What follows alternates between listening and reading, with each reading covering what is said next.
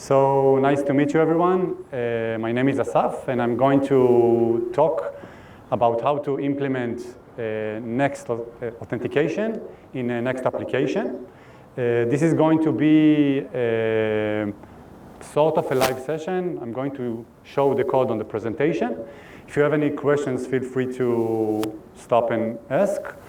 And that's it. Okay, so I'm start with, let me introduce myself before we are going to start. My name is Asaf, I work at Descope. Meir already presented us. We have a product that helps every developer facilitating authentication in any application in a secure and seamless manner. And beside that, I am a big fan of Real Madrid. We have a rivalry here. Okay, so let me tell you a short story. 1 month ago, a good friend of mine sent me a tweet. The tweet show a screenshot of someone who asked JWT to describe Kubernetes like Snoop Dogg. And I found it very cheerful. So what I decided to do is to implement an application in Next.js that actually simulate you talking with Snoop Dogg. So it's a very simple app. You write a text in the application, and you kind of chat with Snoop Dogg. It explains you whatever you want in a Snoop Dogg manner. Very cool. And what we are going to do today, we are going to add authentication to this application. Okay? So before we start, I'm going to give a very high-level code overview about the already built application. I'm going to assume that you have some knowledge in Next.js, and specifically in Next 13. I'm going to talk about server components and API routes. If you have any questions, feel free to stop and ask. So we saw before the form, the page. This is a server-side component. This component contains few components. We'll see the code in a minute. And it has a form interactive component, which is a client component. And the client component actually uses an API route named submit to do the heavy lifting of the work. Let's see the code. Okay, it's a very simple code. Can you see the code? Well, great. Okay, so this is a very simple server-side component, and it's an async component. It actually, maybe it brings some kind of data from the database and renders some SSR content. And it has two other children, which is a navigation bar, which is also a client component. We're not going to spend too much at the moment on this component. And a form, which is a client component. Let's see the client components. It's a use client component, which means it's only rendered in the client cycle. And maybe it looks like a lot of code. It's basically very simple. It has a text area connected to a state. And when the user hit it, the button, it's called the submit API and show the result on the screen. Okay? The submit API, it's a API route. It looks a lot of code, but it's very simple as well. It kind of initiates a LangChain SDK. LangChain is an SDK that helps you communicate with AI services like OpenAI. So we create like this OpenAI SDK. We give him the proper details, like the proper context of maybe talk to me like Snoop Dogg. And whenever the user clicks submit, it parses the text from the body, and then it calls the OpenAI API, and returns the message. Any questions so far? Okay, great. So the question is, do we need authentication for this kind of app? Okay, the answer, like always, is depend. Why do we need authentication at the first place? Maybe we want to protect some kind of private data of the user. For example, maybe we want to show the user previous searches. Maybe we want to monetize it. Okay, we want to make money from this application, or maybe we want to protect some kind of a resource. For example, if this is not the case, but for B2B application, you want to protect the company resources. So authentication is crucial. And like Snoop says, we are going to add authentication. So what is the problem, or what are the challenges in authentication, in adding authentication to an app? Okay, so the first thing is that authentication is a hard topic. It's hard to implement it. It's hard to do it right. Okay, you need to take into consideration multiple things. For example, the login process. You need to encrypt you need to encrypt the user data in some form. You need to manage protocols like Auth for social login, passkeys, which is a WebAuthn protocol, which is the biometrics login that is very popular right now. Even if you do simple stuff like password, you need to save them in a hash manner in the database and maybe in an encrypt manner. It's tough. And also you need to manage session. You need to manage the session. This brings a lot of other complexity like JWTs and cookies and tokens. And if you want to rotate this token and if you want to refresh, this is a very complicated topic and this is a very deep rabbit hole. Okay, there are many other things to consider, permissions and etc. Also, Next is also complex, right? The framework abstract a lot of complexity from us, the developers. For example, you write a component, but some of this code runs in the backend, and some of it runs in the client side. There are different runtimes, okay? Some of the code runs in the Node, basically engine. Some of it runs on the browser, and some of it runs on the edge, which is a mini set or a subset of Node environment. It doesn't have all the capabilities. And Next also has a few features like middleware, API routes, the experimental server actions. And you kind of need to wrap your head a lot around all of this complexity and how those two things talks together, okay? So what we are going to do right now, we are going to implement authentication to the application we saw before in 3 simple steps. Before I continue, any questions so far? Excellent. Okay. It's not going to be 3 steps. I lied. Okay, it's going to be a bit more. Okay, so the first step, we want to decide which tools or authentication provider to use. Okay, let me explain what do I mean. When you want to implement authentication, you need to consider security, you need to consider user experience, and there are tools, SDK packages, JavaScript packages that helps you do it in a very simple and straightforward manner. If you need to decide how to do it yourself, it's going to take time. Okay, for this part, we are going to use almost a framework. It's a package or an SDK called Next.Auth or Auth.js. By raising hand, who heard about Next.Auth or Auth.js before? Excellent. For the people who haven't heard it before, if you're writing in Next, this is a must. It's an amazing package powered by Vercel that encapsulates a lot of complex concept around authentication, and it facilitates authentication via provider. Okay? Provider is basically a service that helps you, that abstract the authentication process. It manages the session, the users, all the complexity of the secret and the tokens and all of this. In this, we are going to use Descope. You can use any other authentication provider that you would like. But for this example, we are going to use Descope as the authentication service.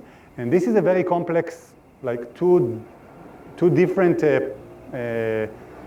points that you need to bear in mind. The SDK is experienced on what happens in your application, and the service basically do the hard work of managing the users, and the SDK and the Auth authentication provider kind of interact with each other. Okay, so we're going to start with a small setup, and then we are going to jump how we are going to add the authentication to the code. So the first thing we are going to do is we're going to create an authentication provider account. We're going to log into Descope. You can search Descope in Google, and you authenticate, you sign up for Descope. You can, here I just went to the project page to show you the project identifier that we are going to use later. And here in this is a dashboard of the authentication service, and we can see here in the right side the login experience that the users that are going to use this account are going to experience.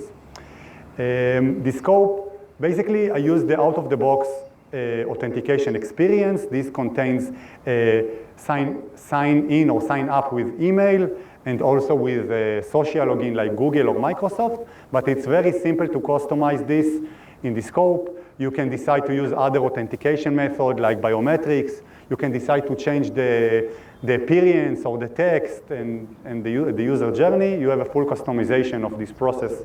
In Descope, it's very simple to do with the drag and drop manner. But for this demo, I'm going to just use the default one. The only thing I did, I added the logo, yeah, to match my theme. Okay. Apologies. Okay.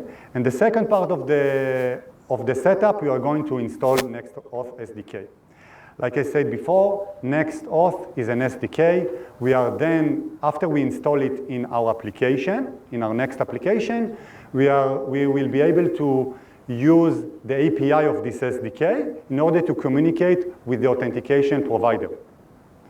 Any questions so far? Great. Okay, so we are done with the setup, almost.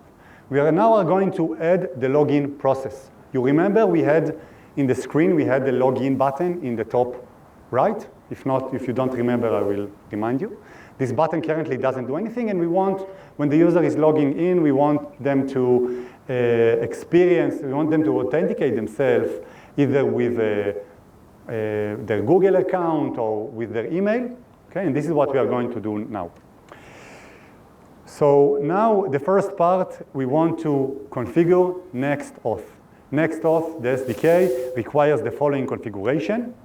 Sorry. So you see in the first line, we create a file in the path described in the first line, and we import the NextAuth from the NextAuth SDK, and we configure the provider, which authentication provider the SDK can communicate with. We will later see how to use it in the application. This is sort of a setup. And NextAuth, in this point, will spread all the relevant route in order to handle authentication requests from our application. This is amazing. You only write this metadata or this template once, and from that point, it will basically spread everything you need in order to support authentication. Okay? And the second part, we are going to take the button that we saw before on the top right. We are going to connect it to a sign-in action imported from NextAuth React SDK. It's a part of NextAuth. Okay? So this is what we did so far. And let's look how it impacts the application. Okay, so we click login. It takes us to the authentication provider. We log in the authentication provider, and we are back in the application. That's it. NextAuth handle the form that we saw here was the form we had in the authentication provider, and NextAuth handle all the redirects and tokens, etc. Okay, so this is the first part. We we created the login experience, but right now we want to do something with it. We have a logged in or not logged in user, we want to do something with it. So who can guess what is the next step? What we want to do after we created the login experience? What pops up to your mind? What do we need to do? Use the name and the avatar. Sorry? Use the avatar. Use the avatar. Show the user's logged in. Show the user login. Anything else? So this is a front-end developer answers. And the back-end developer answer, I know that we are all full stack because we are working in a meta framework. But the first thing that I thought about is we need to protect the asset of the application. We have pages and we have APIs, and we want to protect it only to logged in users. Okay? So let's see how we're going to do it. We are going to add the middleware. Middleware is a next feature that intercepts every request, every API request or a page request that comes to the application. Okay? And it can decide what to do with the information of this request. Okay? So we create a middleware top-level file. This is next convention. Okay? And then we create a function that it takes the request from the token from the request. And if there is no token, it returns 401 unauthenticated response. Otherwise, it continues. It continues to serve the user. Okay? And we can define which API path or which pages to apply this middleware to. So for example, here, I want the user to go to the home page, but I don't want them to go to the theme page, for example. And I want to to protect all the API that we have, which is the submit button.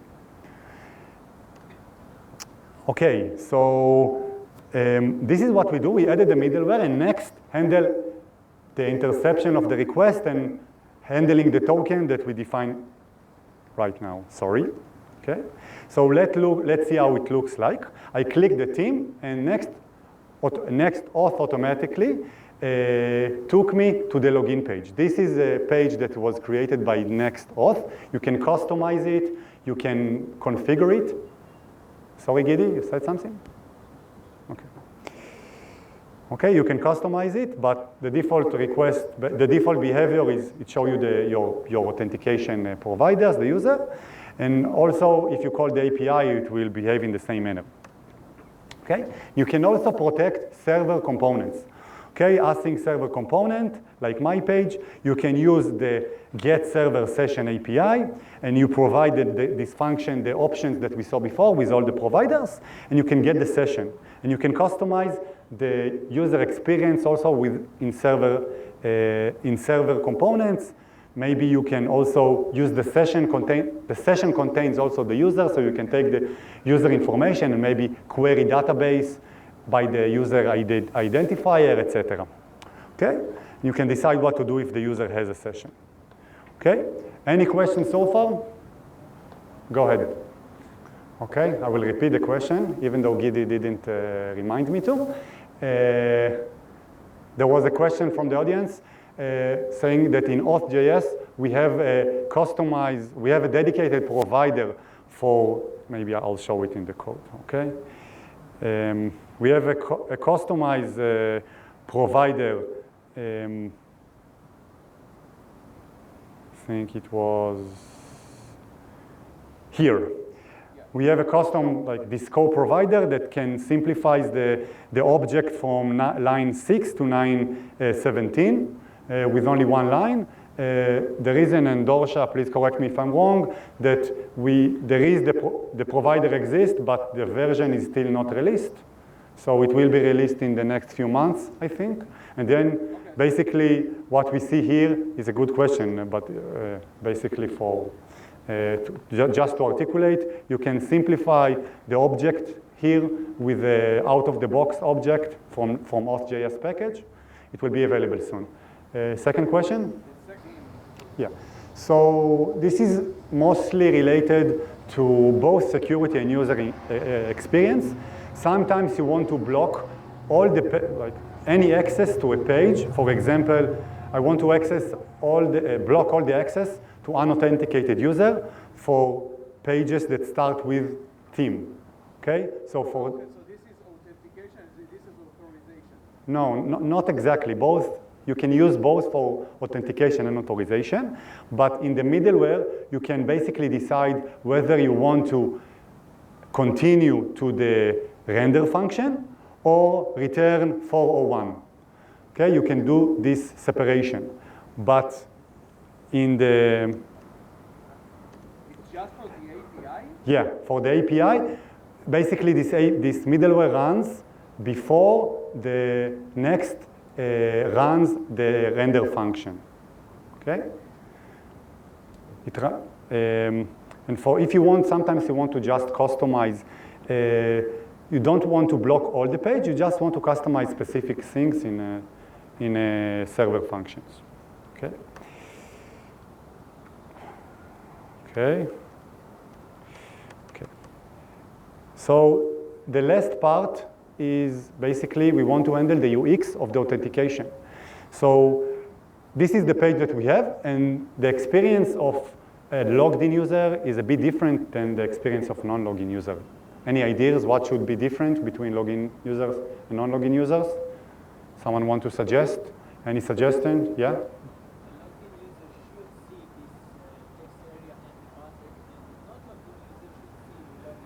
Right, correct. I'll repeat what you said in a minute. Any other suggestions? You Personal information about the login user. Great. I will repeat this point as well. Anyone else? You?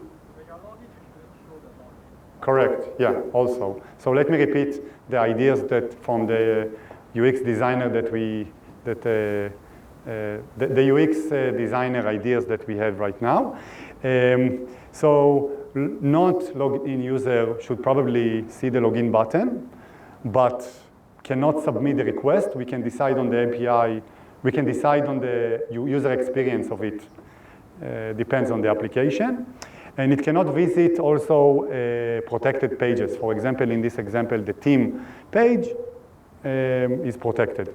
And logged-in user should not see the login. Maybe, like someone said, should see like the name or any other information of the user, and probably should be able to log out.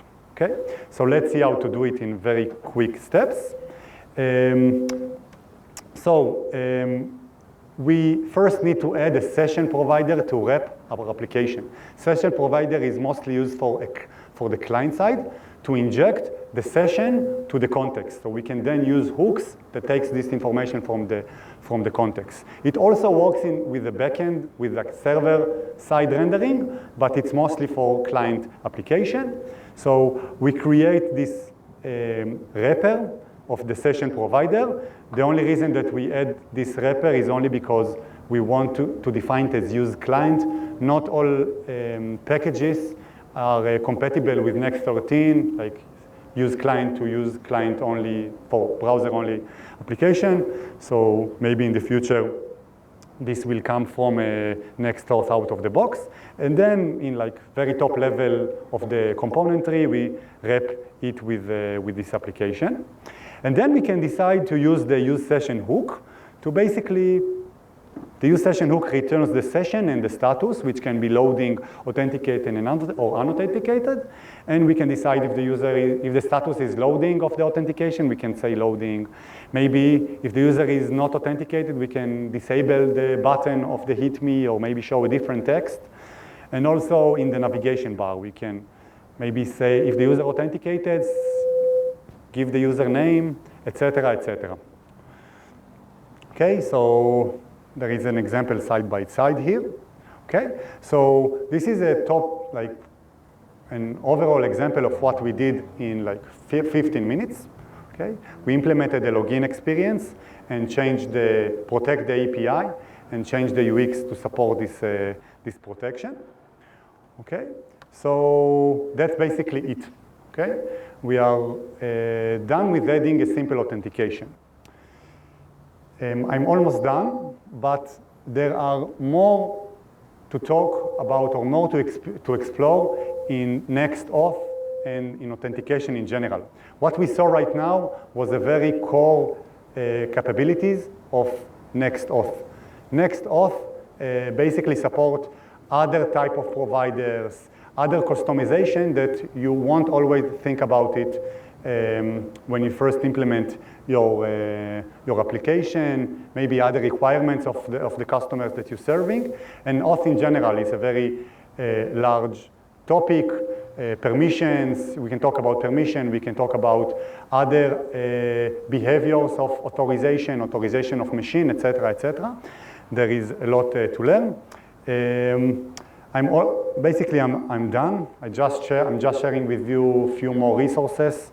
We have documentation. The Next.Auth documentation is quite good and explain all this concept in depth. And also, there is a very useful GitHub template repository that show how to use Next.js with a very nice looking template. It doesn't contain the Snoop Dogg API, sorry. This is, sorry. Any questions? There was a question if there are any other features of authentication or maybe Next authentication that we didn't explain here. There are both security features and UX features. So for example, you can configure whether you want to use server session-based authentication or use the JWT authentication. Those are two different types of session management. You can also you have middlewares, or maybe not callbacks, they call it callbacks, that every sign-in request you can call your service, for example, for metrics and stuff like this. You can connect to databases with Next.Auth. You can customize the behavior. For example, something very esoteric that I haven't thought about it, but when the user comes back to the application, sometimes you want to refresh the session, and sometimes you don't want to refresh the session if the tab was inactive for a long time. This is something that as an application, when I write application, I don't want to think about those things. This is why I prefer using Next.js and Descope as an authentication provider. Yeah, so this is something that you can facilitate with middlewares. You can decide in middlewares which kind of pages to protect. You can configure pages that you want to protect by the path. And in the front-end side, the front-end code, you can use the hooks to defer the state of the session, if the user is authenticated or not. Without going to the backend. Without going to the backend. Yeah. Go here, or I will allow him to go. Right, so this is something that the Next authentication encapsulates. So if it needs to go to the backend, it will go to the backend. It can also store the session in a cookie. It can read the cookie, something that you as a developer, you prefer to, for example, I want to add to the application, also translate as Ravid Plotnik. Okay, this is what I want to do. Don't want to handle the session, etc. Okay, thank you very much. If you have any